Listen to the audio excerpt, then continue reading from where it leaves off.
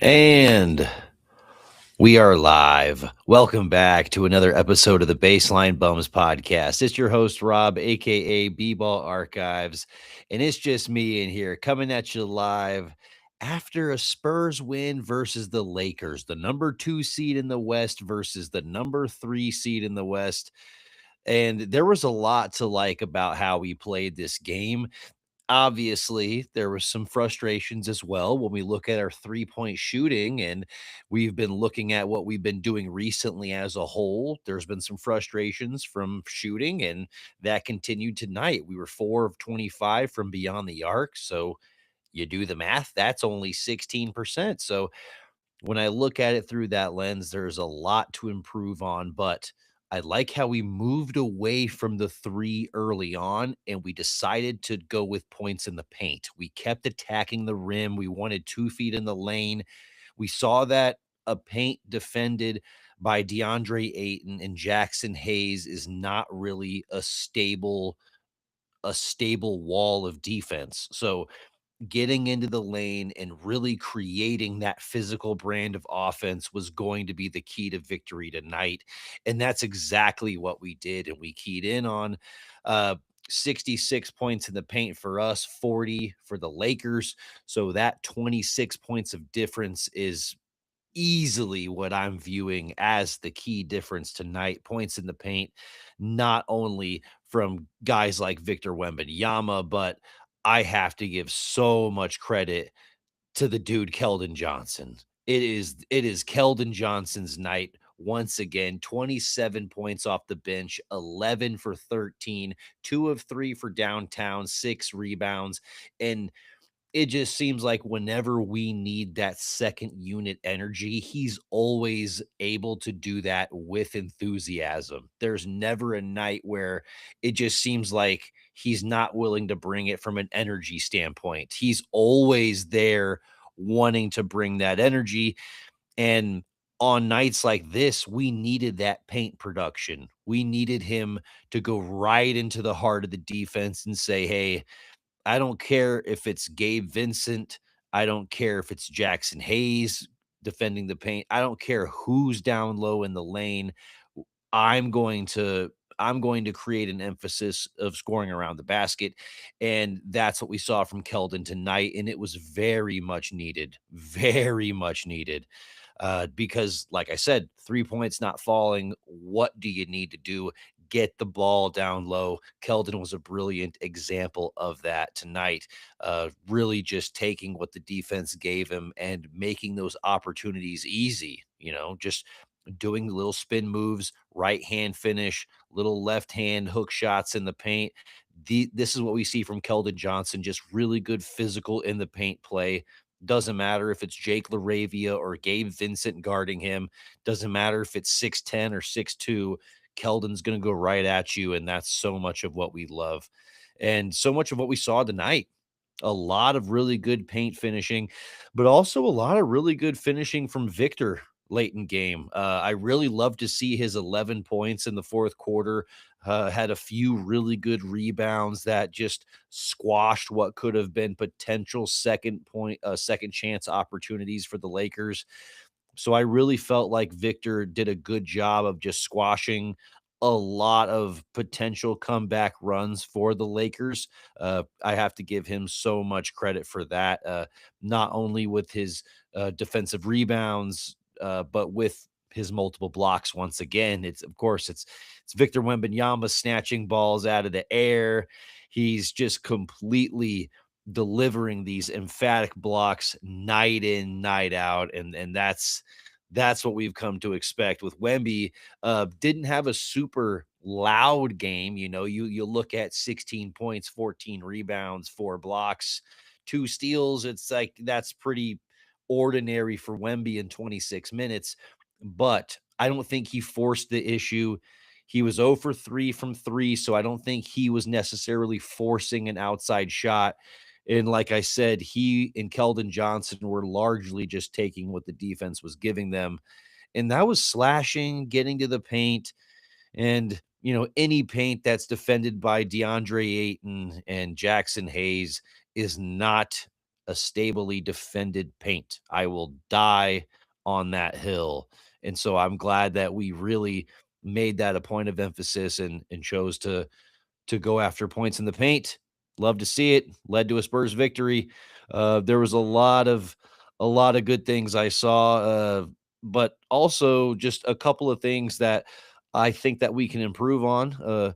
Just a lot of our effort, made me feel like I was watching both teams play a back-to-back game. So I would love to just have it have us bring enough energy because we have the depth. We have enough really talented guys within our rotation to where I feel like we can deliver an effort to where it doesn't feel as back to back ish.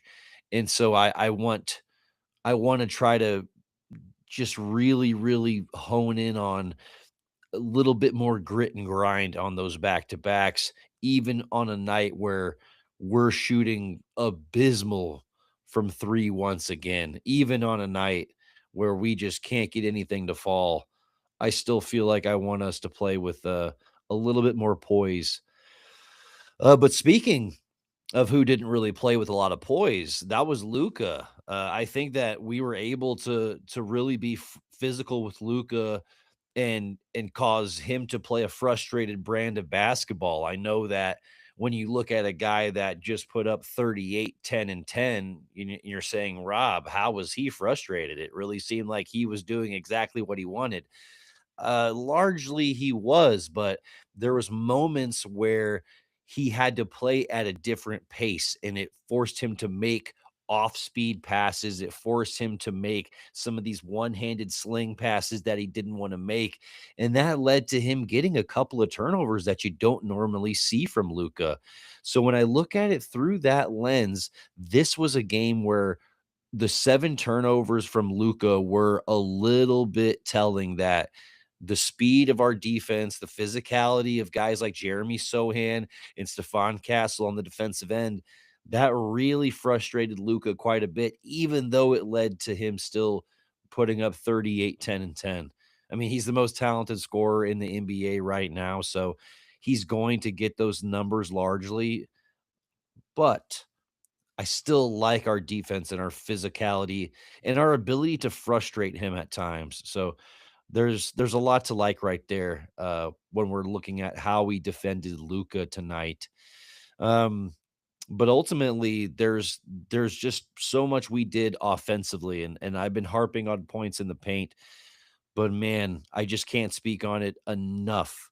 We went right at their weakness, and I think that most teams do have that same weakness. I don't think most teams can bring in 2 rim protectors the way that we can, unless it's a team, like we just played the Blazers, like Klingon. If they have a big guy that can kind of absorb a lot of that contact and physicality, then that's an issue. But if we're playing a team like the Lakers, I'm not scared of the Lakers in a playoff situation because they just don't have the front court to match up with us. And that's why when I'm seeing them, hang out around the third, fourth spot in the West, and that could be a potential second round matchup, I'm not too worried about the Lakers. And I know this was a night without LeBron James. I know that he adds a completely different dynamic to their team when you talk about his ability to get to the rim, his playmaking, his rebounding, just his gravity that he has on the basketball court in general. I know he adds a completely different dynamic, but I still feel like we are a step above this team when we're fully healthy and playing decent basketball. And we didn't even shoot well tonight. We didn't even shoot well. Like we just out physicality. We just brought a different level of physicality in the paint. And think about it on a night where, Fox goes 0 for 6 from three, Champagne goes 0 for 6 from three. Like this was a night where a couple of our key guys that we rely on floor spacing just didn't show up offensively. And we still handed the Lakers a really decisive L. And so This is definitely a Spurs W that I can get excited about and be really thrilled about how we handled multiple things offensively outside of three-point shooting. And the ball movement was nice. We had a lot of good assisted buckets. I thought that the pace we played with in transition, whenever we got rebounds and we got steals, and just the sense of urgency we had just wanting to create easy opportunities, I love to see that. Whether it was Castle getting on a fast break or Dylan Harper fast break, Fox had a couple of really good takes in the second half as well. I just really love to see the transition and the points, the points off of turnovers. Uh, but yeah, I mean, anytime the game against the Lakers gets so bad that you see Bronny James, you know that it's a good sign. You know that you did something well enough to where you're waxing the Lakers to where LeBron James' son gets in the game and gets a little bit of burn. That's how you know you did something well. Uh, but yes, solid performance tonight, especially after 2 disappointing games where we drop a game against the Trailblazers we definitely should have won, and then we drop a game against the Memphis Grizzlies, which we definitely should have won. And so there's a good amount of frustration when you lose 2 games by 2 possessions total. So it's nice to get this win, especially against a team that we potentially could see in the playoffs. So it's really nice. But at the end of the day, it's go Spurs go. I will take a win however we get it. I don't care if we end up shooting 14% from three for the rest of the year. Oh, excuse me. We shot 16%. Excuse me. My bad. 16% for the rest of the year, as long as we keep getting these wins. But a couple other things I really wanted to stress on, and I know I kind of mentioned it earlier, is the ability to throw lobs to Luke Cornett and keep the defense honest. And even when we don't have Wemby in there, they still have to roll with Luke Cornett. And like I said, stay honest when he's on the court. And so the fact that we have multiple pick and roll lob threats is something that most teams don't have, and it gives us so much flexibility, because you even saw it tonight. Just that one really lovely lob pass to Cornette, one hand catch finish that really forced the defense to say, "Hey, that's something that we need to key in on." And when there's always a lob threat in the game, that's exhausting for the defense and really a nightmare when you're talking about switching. But absolutely. Yeah, it was a great night from Wemby, great night from KJ. Can't speak on Keldon Johnson's energy enough. I know I spoke about it a little bit earlier, but man, it's a beautiful thing to watch. It's just so refreshing to see his sense of urgency coming off the bench. Um, but yeah, I mean, kind of a quiet night from De'Aaron Fox, 5 for 14. Like I said, 0 for 6 from three. Didn't really feel like he got a lot going. He did have a couple of really good takes in the fourth quarter, which I love to see, especially, earlier in the game, three balls not falling. You don't lose confidence in your offense altogether. Just start taking it to the basket. And that's exactly what we saw him do. So it was really good to see him adapt and then still find success late in game. A rough game for Dylan Harper, 1 for 6. Just didn't really feel confident with his shot, even wide open in that fourth quarter. He had an opportunity to kind of, give us a little extra cushion. And I just thought, man, is he going to nail this? Is he going to just kind of step up and shuck all of the rest of what happened earlier tonight off? And you know, I just think that he needs a little bit extra work. And my co-host AJ says with regularity that, sometimes a rookie is going to look like a rookie, and he certainly did look like a rookie tonight. And I do love the fact that he's taking these shots. They're in rhythm shots. It doesn't look like he's forcing things too much, but at the same time, the shot's not falling, and it's kind of tough to watch at times. But at the same time, a lot of room for improvement, and I think that improvement is going to happen.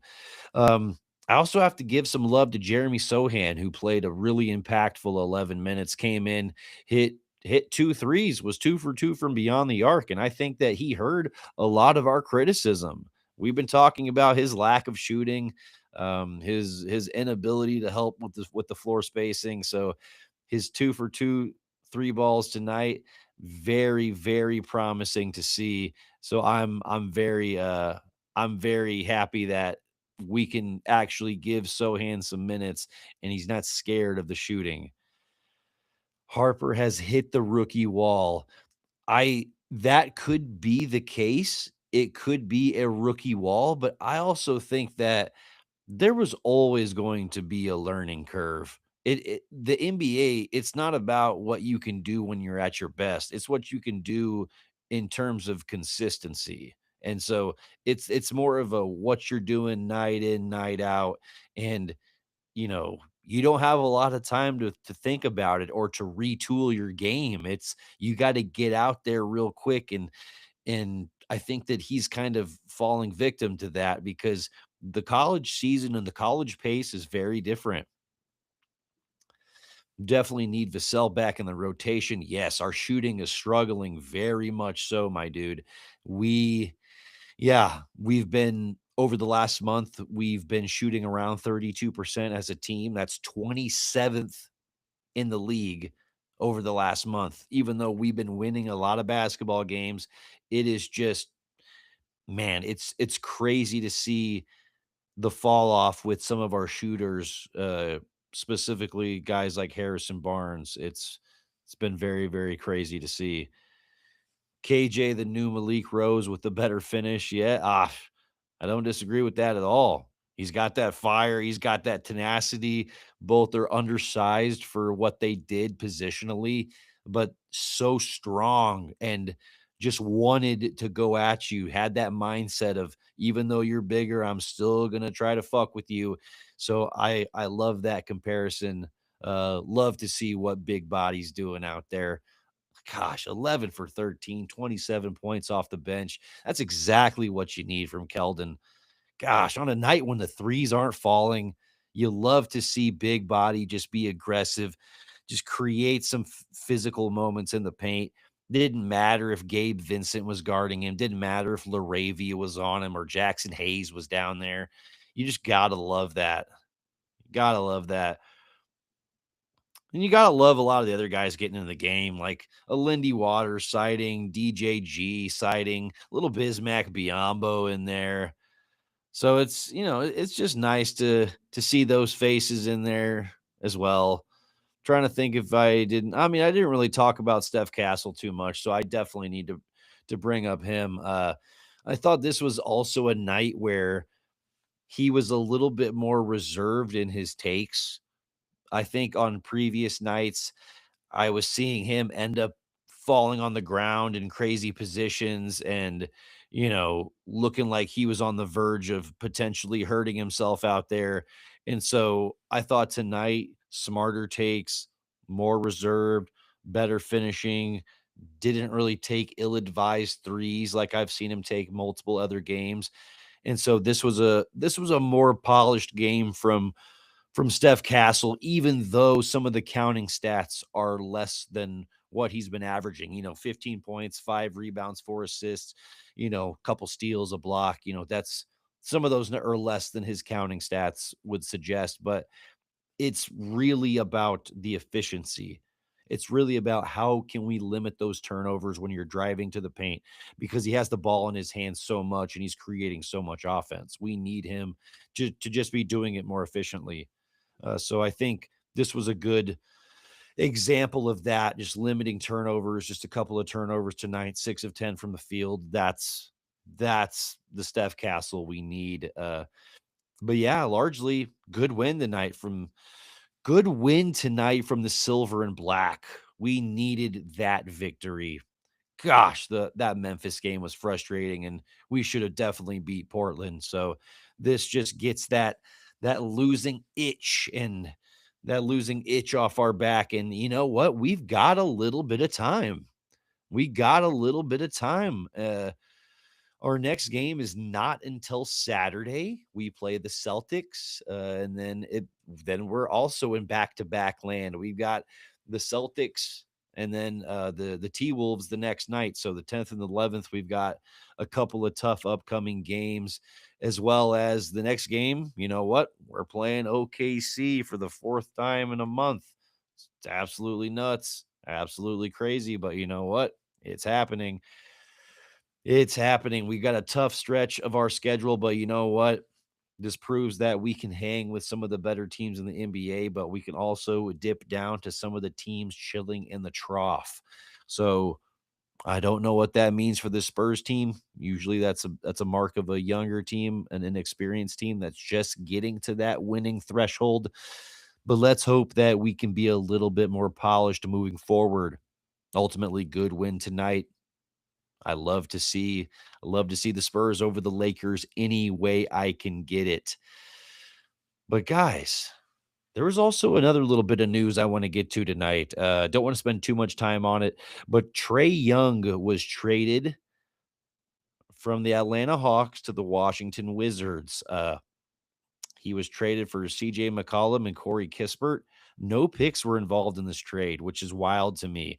I think that the Wizards absolutely fleeced the Hawks, and I know the Hawks had a lot more leverage because Trey Young openly did not want to stay in Atlanta. So when your superstar point guard doesn't want to stay with your franchise, you don't really have a lot of leverage. But I still feel like they should have at least tried to get some additional assets from Washington, and they did not. So you got an aging two guard, and then you also have Corey Kispert, who's a Swiss cheese on defense. And so I just think that was not necessarily the best move if you're Atlanta, but you got to at least try to get something if you're ATL for Trey Young. But I've also been hearing rumors that they're also going to target Anthony Davis for a potential trade. So I have no idea what Atlanta's doing. I just hope that they continue to tank so that our pick looks better and better, baby. At the end of the day, it doesn't matter. It's always go Spurs go over here.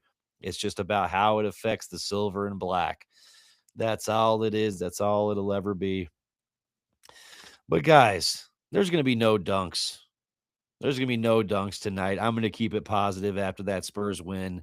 I'm feeling so upbeat. I'm feeling so happy that we're back in the win column. It was second in the West versus third in the West, and we got that W. I'm feeling jazzed, guys. I'm feeling jazzed. Yes, that's exactly what I was saying. Freed up the cap space for AD. That's I mean, Kispert a better shooter than anyone on the Spurs.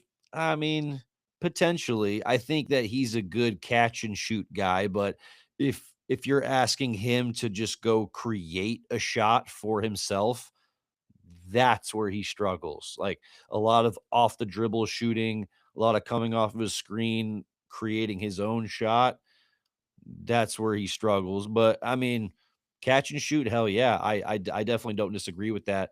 And that's what I've been hearing as well. They're gonna aggressively pursue Anthony Davis. I don't know if that's the right answer. Doesn't really seem like the right answer, but ultimately, it's certainly a move. It's certainly a move. But yeah, no dunks tonight. I'm keeping it positive after that Spurs win. If you're here, if you listen to me yap about the Spurs Lakers tonight, I appreciate you. This podcast would not be the same without you. I love being up here doing the baseline bums, covering Spurs, doing all the post game stuff. Absolutely jazzed up after a Spurs win. Even on Spurs losses, I still like getting up here talking, but after a win, it feels even better, especially against the Lakers. But guys, this experience would not be the same without you, without this entire Spurs community. Whether you're following along on the lives on YouTube, whether you're watching on Instagram or TikTok, you're listening on Apple Podcast, wherever you're listening to the podcast, I really appreciate you because we want to build a fantastic community of amazing Spurs fans because we're all so passionate about the silver and black, and the fact that you're here with us, listening, following along. and cheering for the Spurs. That means the world to us because all we want to do is cover the Spurs, baby. And like I said, where I'm going to end this episode the same way I end all episodes, and that's with a go Spurs, a go. Bum bum bum bum bum Spurs win. Bum bum bum bum bum Spurs win. Bum